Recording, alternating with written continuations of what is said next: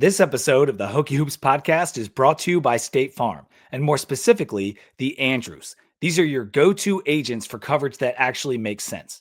Now, look, insurance can get confusing fast, and that's why the Andrews take a different approach. Real conversations, real guidance, real people that will actually pick up the phone when you need them.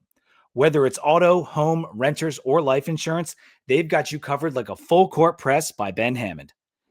If you've been putting off checking your rates or reviewing your coverage, now's the time. The Andrews are friends of the Sons of Saturday family, and they're here to help you save money and get better protected. Getting in touch is easy. Just shoot an email to insurance@sonsofsaturday.com. That's insurance@sonsofsaturday.com. With Andrews and State Farm, you're getting coverage backed by a neighbor you can count on. Like a good neighbor, State Farm is there. All right, Hokie Hoops podcast, day after the Bryant win, team's 5-0, and I got Tobi Lawal here for a quick little sit down before y'all get to go down and have your little tropical time with some good basketball in Atlantis. But I appreciate you jumping on first of all. How's everything going, man? Oh, no problem. Thanks for having me. Everything's going good. Yeah. I mean, we're playing well. It's fun to play, and yeah, there's not really much to say, man.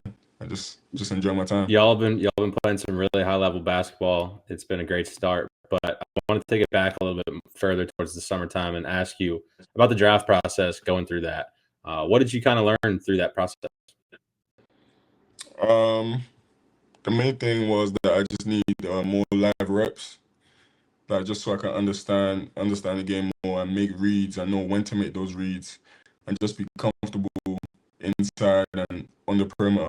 So it was just really about expanding my game and just growing as a player overall. Was there anything that you took away from that process that maybe you didn't expect in terms of the feedback, or what the area maybe you thought maybe there were some areas you thought you were going to be good in, or vice versa? Like how did you walk away from that process in terms of the feedback, and then how did you think about that feedback and making a plan towards improving upon that? What I took away the most wasn't really the feedback, because I kind of knew what I needed to work on already, but it helped, like hearing it from obviously the next level, like the people already there. The main thing I took away was like learning from the people that were there already. So like when I would go to, let's say I went to work out for Dallas, like just speaking to like someone like PJ Washington, like understanding what their day-to-day life is and what they go through as pros and what they have to do. So I feel like that type of stuff, like those type of experiences, taught me more than like about off the court as well as on the court, more than just doing the workout. No, that's a great answer. And that's kind of why I asked the question, because it sounded like the feedback was stuff you had told us postseason last year when we asked you, where do you want to get better? It sounds like the feedback was kind of what you already knew. So I guess to build off of the professional feedback and professional lifestyle, has there been anything you've learned from the two guys who have played pro ball who are on your team right now, and Neo and Antonio?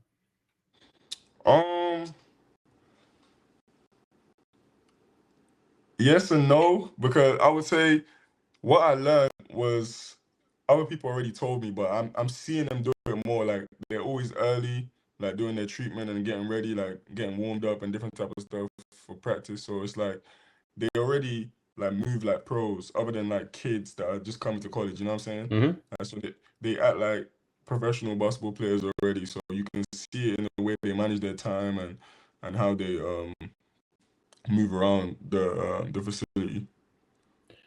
What would you say on the floor? Biggest area you improved in the offseason?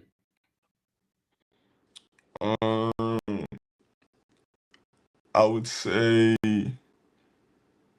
like understanding the game of basketball. Like I feel like my IQ is much better than it was last season.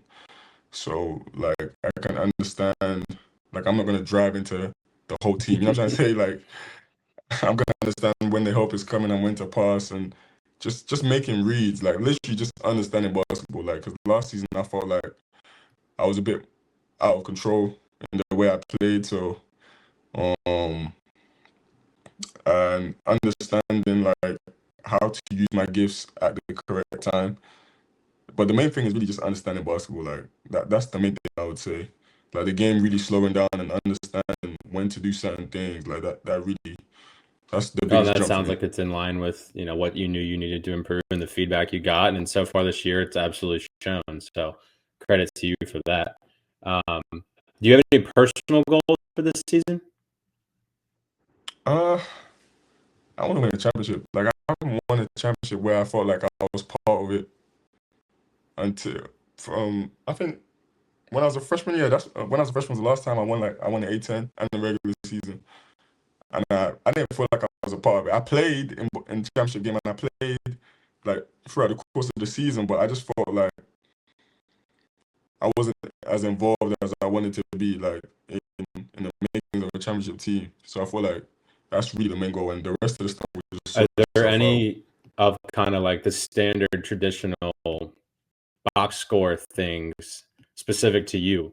Like any counting stats that you think would impact the team as a whole in the most positive way, whether it be blocks or rebounds or just a Yeah. turnover or anything like that? Where do you think your impact in the box score can impact the overall winning of the team?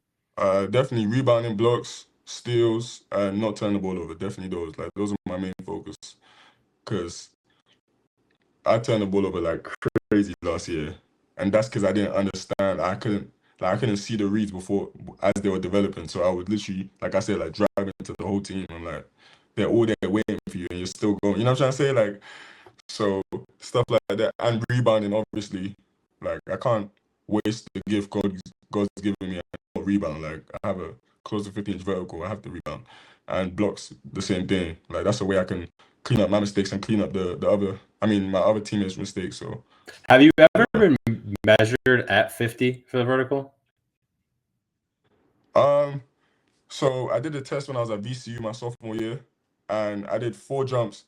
So the fourth one didn't count, but I think they sent it in anyway, and I felt like the one before that was 49 and a half. So, and the fourth jump was higher than that. So, So yeah, so yes and no. The reason I ask is because yeah. the broadcast always shows 49 and a half, and it always makes me mad. I'm like, couldn't they just have rounded it up from a man and given him the 50?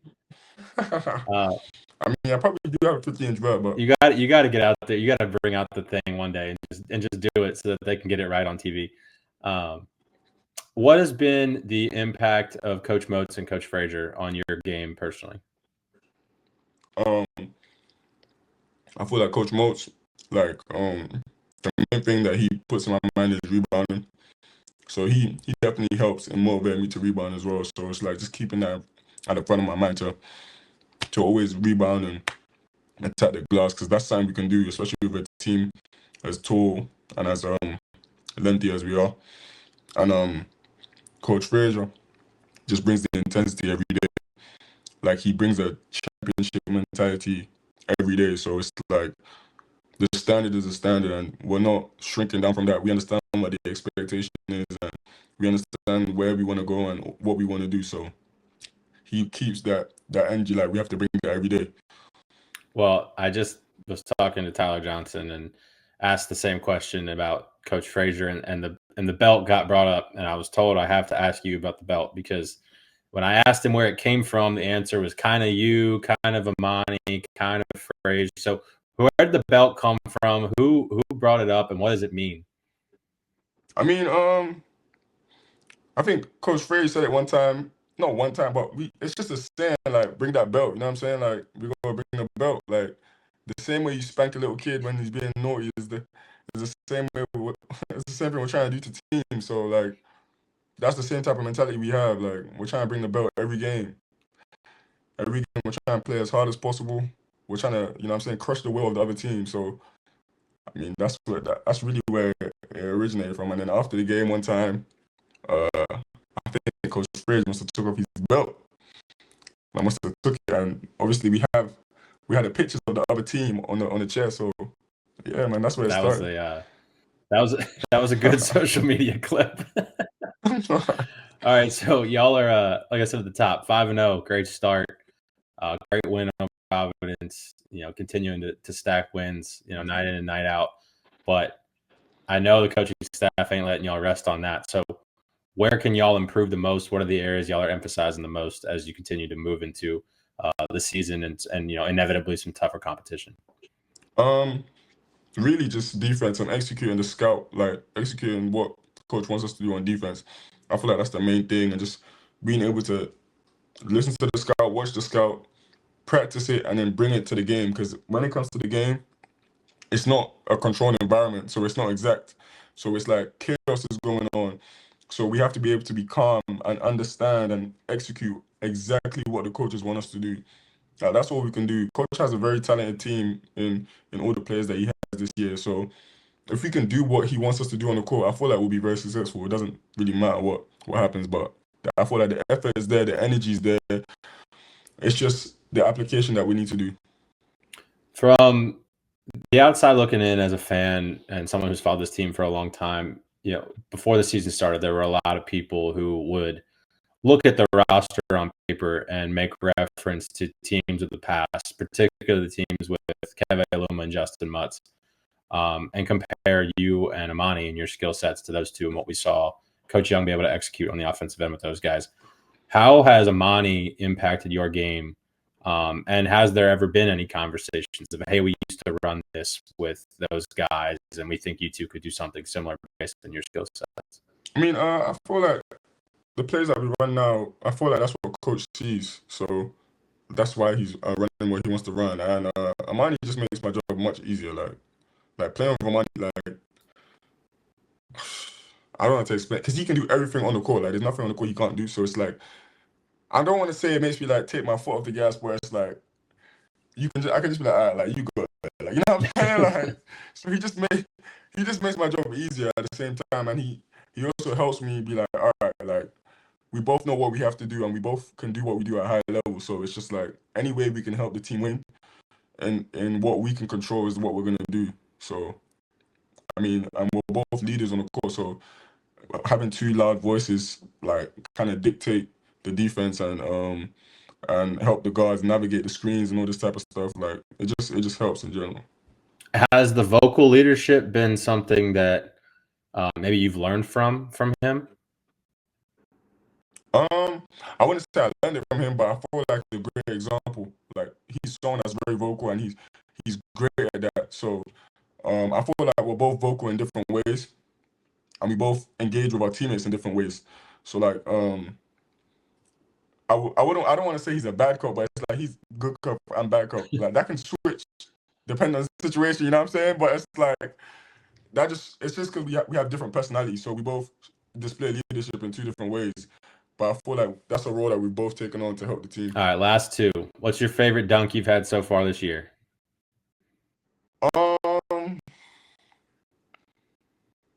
I missed one yesterday that could have been my favorite.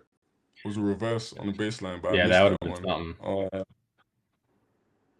I don't know. I'm not sure. I'm trying to think. I don't think I've had that many dunks this year. You've had quite a few. I'll say the one yesterday, the pass from Neo. I don't know how you caught that ball. That thing at least maybe the camera angle made it look. Oh, The camera angle made it look like that ball was going into the third row, and you caught that thing and flushed it. So that was an impressive one. I'm not sure. Just know there's gonna be way Oh, more. I know. I can tell you that. Oh, I know. All right, last one. Asked everybody so far. Keep it PG as best you can. Favorite Mike Young quote? I'm trying to think. My last one. I don't want to get in trouble again. Let me think. Well, we don't want to get you in trouble, so you can plead the fifth. I would say the newest one I heard is bring that flipping belt. Okay. He said it in one of our huddles in the game. So there we go. We didn't expect him to say that. I love it. Well, thank you, man. I appreciate it. Enjoy the rest of the season. I know we all will as fans, and best of luck. Keep stacking wins, man. Thank you very much. Thank you for having me.